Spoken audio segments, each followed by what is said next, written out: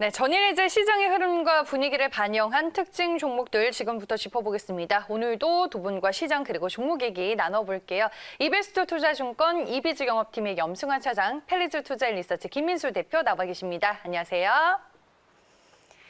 네, 첫 번째 종목은 전일 이제 상한가로 마감이 된 종목입니다. 코리아 센터인데 아마존과 이제 연결고리가 있는 종목이라는 걸 저는 알고 있기는 했었는데 그 모멘텀이 어떻게 반영이 되고 있는 거예요, 차장님?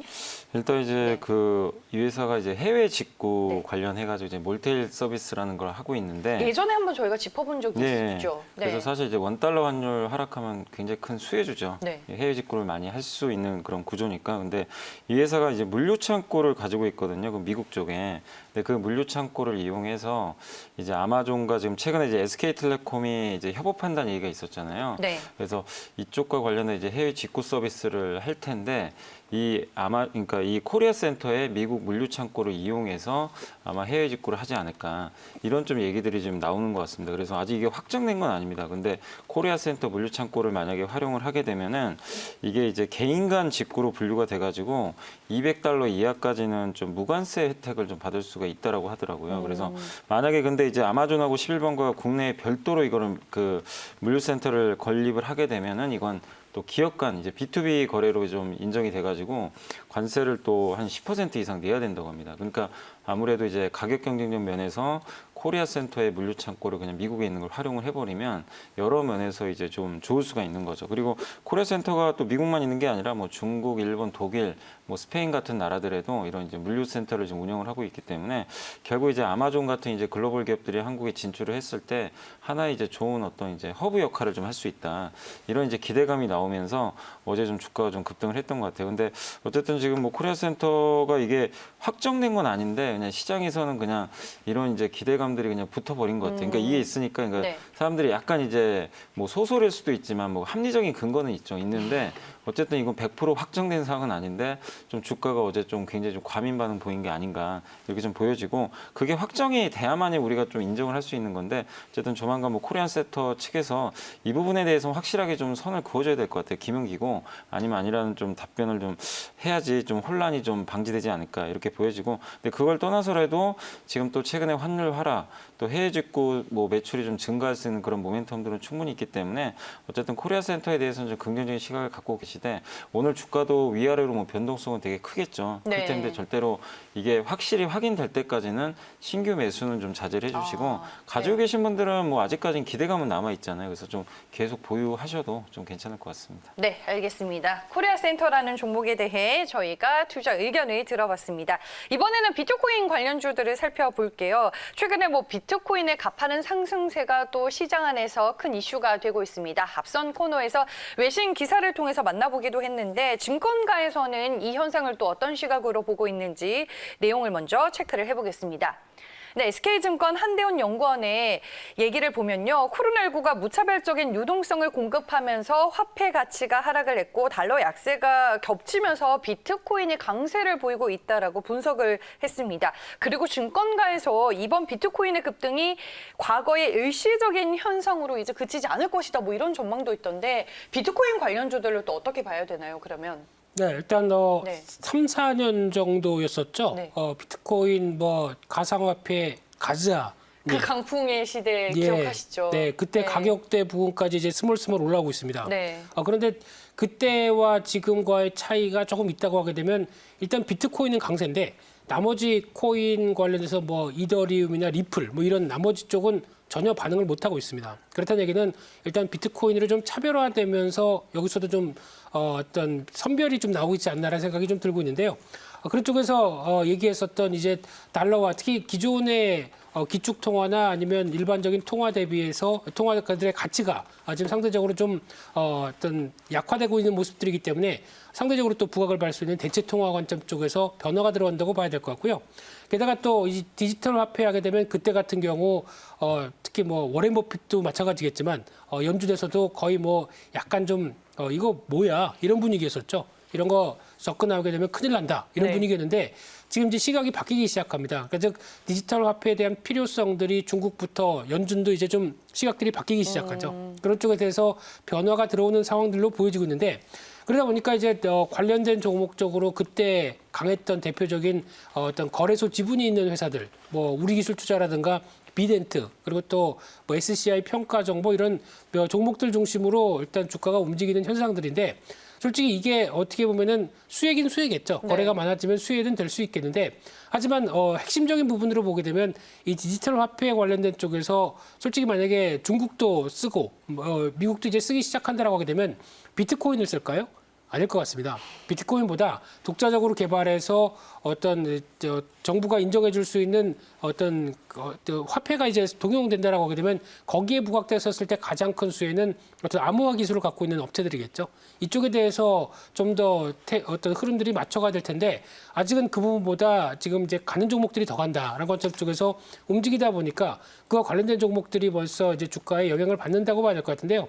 그래서 결론적으로 보게 되면은 대표적으로 우리기술투자 같은 경우 그냥 비트코인 시세에 따라서 움직인다고 봐야 될 것 같은데 그래도 추세는 강합니다. 당장 하락할 기미가 별로 없어 보입니다. 그러다 보니까 지금 기준으로 보게 되면은 그냥 한 우리기술투자 기준으로 봤을 때 한 5천 원대 밑에서 또 기회 나오게 되면 또 올라올 수 있는 그런 상황이다 보니까 아직 추세는 유효하다는 관점 쪽에서 바라보시되 매매를 적극적으로 하라고 말씀은 못 드리겠습니다. 그렇죠. 네. 근데 뭐 이 열기는 조금 더 이어질 수 있는 분위기다라는 말씀이신 거죠. 네, 그럴 가능성이 있다고 봐야 될 것 같습니다. 네, 알겠습니다. 최근에 뭐 또 비트코인에 관심 가지시는 분들이 많을 것 같은데 저희는 비트코인 광풍이 이제 관련주들의 동향에 대해 한번 살펴봤습니다. 다음은 이제 오리온입니다. 10월 실적을 통해서 이제 중장기 실적 성장세가 예고가 되고 있습니다. 전일 이제 리포트도 좀 많이 나왔는데 그중에 하나 살펴볼게요.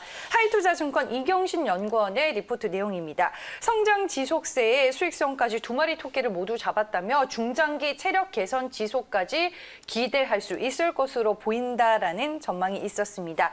뭐 긍정적인 리포트 전망처럼 염 차장님 주가도 좀 우상향 더 할 수 있을까요, 오리온? 네, 뭐 당분간은 좋을 네. 것 같습니다. 이제 그동안 사실 그 실적에 대한 좀 우려감들이 좀 있어가지고 주가 많이 빠졌거든요. 근데 이제 네. 10월 매출하고 이익 데이터가 나왔는데 굉장히 지금 이제 고성장을 한 것으로 지금 나와 있습니다. 그래서 10월 매출이 한 14%, 이익이 한 30% 성장했고, 뭐 중국, 뭐 베트남 쪽에서 해외 쪽에서 이제 매출 비중이 워낙에 높잖아요. 그래서 그쪽에서 성장이 크게 나왔고, 뭐 다들 아시겠지만 초코파이라든가 여러 가지 이제 스낵 쪽에서 지금 상당히 고성장이 나오는 게 고무적이고, 그리고 이제 광군제가 지금 이제 11월 달에 이제 11월 11일 날 열렸는데 그 11월 초에도 매출액 데이터가 뭐 나온 것들을 확인해 보면 굉장히 좀 판매가 잘 된 것으로 나와 있습니다. 이렇게 보면 4분기 실적도 좀 굉장히 좀 괜찮을 것 같아요. 그런 면에서 오리온 주가가 워낙 최근에 좀 많이 빠졌기 때문에 가격적인 이제 매력까지 좀 곁들여져 가지고 주가가 이렇게 좀 큰 폭으로 반등을 하지 않았나 이렇게 보여지고, 내년도에 대한 이제 약간 이제 성장 둔화 우려가 좀 있긴 있지만 이런 4분기에 이렇게 호실적을 내주는 그런 이제 데이터들이 나오고 있기 때문에 내년도도 뭐 성장하지 않을까 이렇게 좀 보여지고, 이제 관건은 그거 같아요. 근데 사실 뭐 그 오리온이라는 기업을 봤을 때 뭐 초코파이라든가 이제 중국에서 사업 다 잘하는 건 누구나 다 알고 있잖아요. 그러면 네. 이제 추가적인 모멘텀이 나와야 되는데 그게 저는 좀 약간 생수 쪽인 것 같아요. 뭐냐면 이제 제주 용암수라고 들어보셨을까요? 네. 그 이제 오리온이 이제 런칭을 했는데 중국 시장에도 이제 진출을 준비를 하고 있다고 합니다. 그래서 아마 내년도에 진출할 것 같은데, 이게 만약에 이제 뭐 초코파이만큼은 아니더라도 중국의 생수 시장도 지금 엄청나게 좀 커지고 있어요. 굉장히 경쟁이 되게 치열한데 그 시장에 뛰어들어서 오리온이 이제 그동안 깔아놓은 유통망을 바탕으로 해가지고 용암수가 좀 어느 정도 히트를 친다라면은 내년도 주가에 또 레벨업이 될 수 있는 요인이 될 수 있으니까, 그러니까 우리가 사실 이제 주가를 보실 때 그냥 다 아는 사실은 사실 주가에 이미 다 어느 정도 알려졌기 때문에 큰 임팩트를 못 주는데, 그런 기대하지 않았던 부분에서 뭔가 생겨버리면 주가가 굉장히 강력한 상승이 나오거든요, 중장기적으로. 그래서 내년도에 그 오리온을 좀 보셨을 때는 그 용암수가 어느 정도 좀 성과를 나오는지도 한번 체크를 해보시면 좋을 것 같습니다. 그래서 어쨌든 단기적으로는 한 13만 5천 원까지는 좀 상승 여력은 있는데 중장기적으로는 그런 흐름까지 염두에 두시면서 좀 대응을 해주시면 좋을 것 같습니다. 네, 주가의 추가 상승 동력이 될 만한 부분을 좀 미리 체크를 해보자라고 말씀해 주셨고 13만 5천 원까지의 주가 상승 흐름을 전망을 해주셨습니다. 그리고 전일 이제 조비가 또 큰 폭으로 올랐는데 전 세계 곡물가 폭등 속에 조비가 관련주로 묶이게 됐습니다. 대표님, 네. 수혜 여부를 또 어떻게 봐야 하나요? 조비를 비롯해서 비료 관련주는 그냥 남북경협주 쪽의 종목 아니냐라는 관점 쪽으로 바라보시는데 지금 좀 변화가 나오고 있죠. 이만큼 환율이 우리 생활과 또 주식시장에 미치는 영향은 상당히 크다고 네. 봐야 될 것 같습니다. 그래서 달러와 약세가 출발을 해서 거기서 나오는 부분들이 이제 원자재 가격의 상승, 대표적인 곡물 가격의 상승이죠.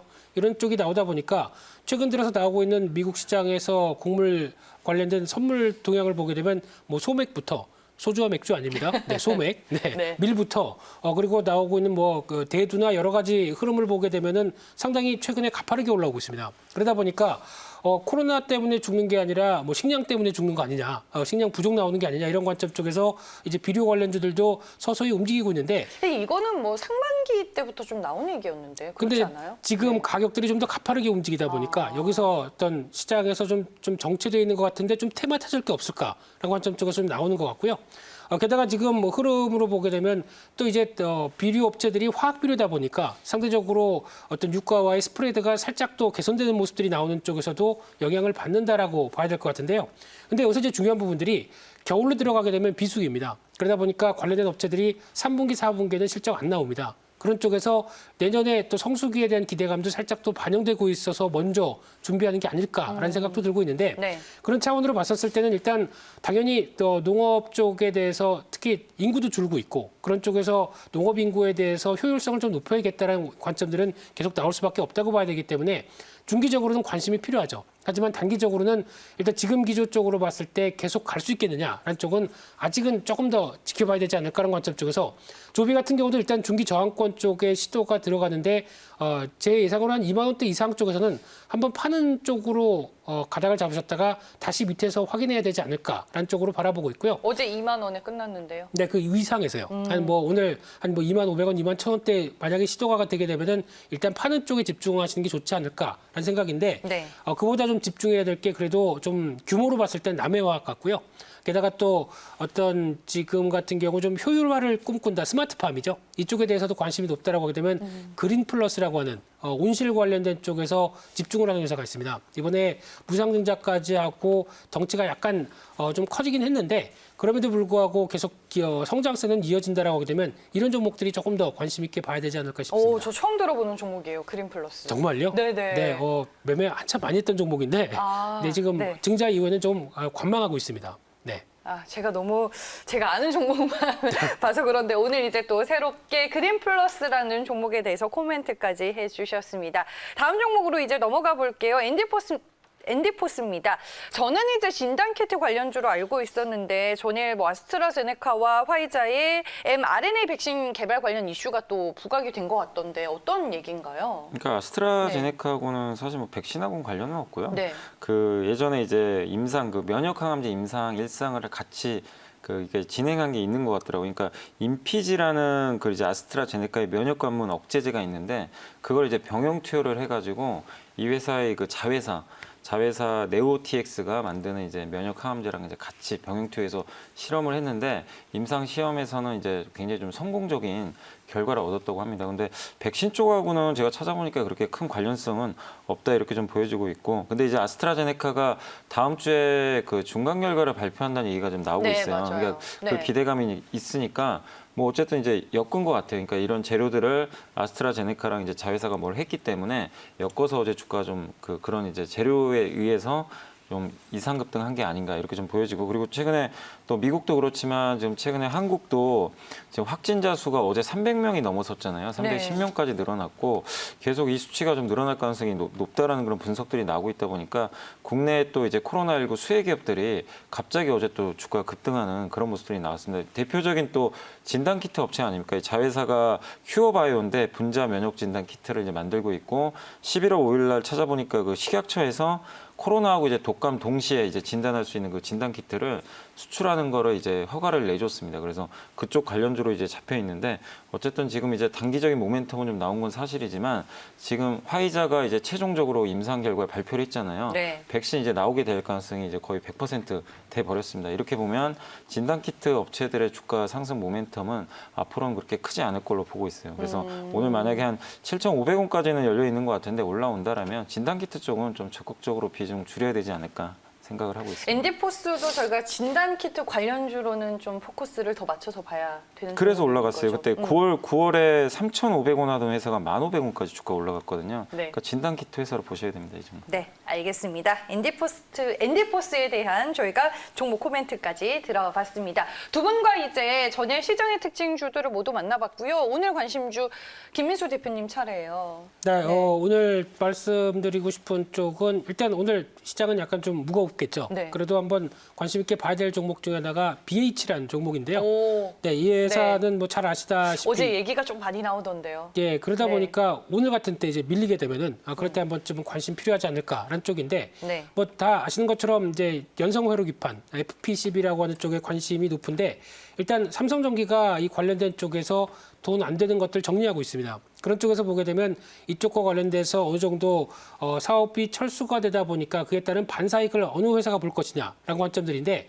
한 삼성전기가 나오기 시작하면서 한 연매출 한 4천억 정도로 예상을 하고 있습니다. 그런데 이 중에서 그래도 어떤 업체로 봐서 수혜를 보냐라고 봤을 때 뭐 거론되는 게 대덕전자라든가 그 영풍 그리고 뭐 인터플렉스 이런 쪽으로 나오고 있는데 그래도 지금 삼성 쪽에 공급하고 있고 애플 향도 나오고 있고 중국 쪽도 공급하고 모두 다 해당되는 게 BH입니다. 그러다 보니까 네. 가장 가능성이 높지 않을까라는 관점 쪽에서 물론 이 부분을 다 어떤 물량을 가져간다기보다 점진적으로 확대가 될 기회가 높다고 봐야 되겠죠. 그런 쪽으로 봤을 때 올해 그래도 실적 선방했고 내년도 한 1천억대까지 영업이익이 한 40% 이상 증가한다라고 하게 되면 지금 기조로 봤을 때는 어떤 중기적인 박스권을 돌파하려고 하지 않을까라는 관점들인데 그러다 보니까 이제 지금 패턴을 보게 되면 고점을 계속 낮추면서 움직이는 패턴 쪽에서 이제 어느 정도 변화가 조금 이어질 가능성이 높지 않을까라는 관점들인데 아직 거래가 못 따릅니다. 그러다 보니까 오늘 같은 경우는 살짝 어떤 다시 한 22,000원대 밑에서 가격 흐름들이 보인다라고 되면 돌파를 위한 준비가 나오지 않을까라는 관점 쪽에서 한번 주목을 해야 될 것 같고요. 네. 따라서 목표가는 일단 지난 고점대 부분까지 연결되는 25,000원대 그리고 손절가는 지금 한 2만 원대 정도를 보시면서 대응하시는 게 좋을 것 같습니다. 알겠습니다. BH 충분히 관심권을 둘 만한 종목이다라고 말씀해 주셨습니다. 목표 주가 25,000원 가격 전략으로 참고하시길 바라겠고요. 오늘도 이 시간에는 김민수 대표님 그리고 염승환 차장님과 함께했습니다. 고맙습니다.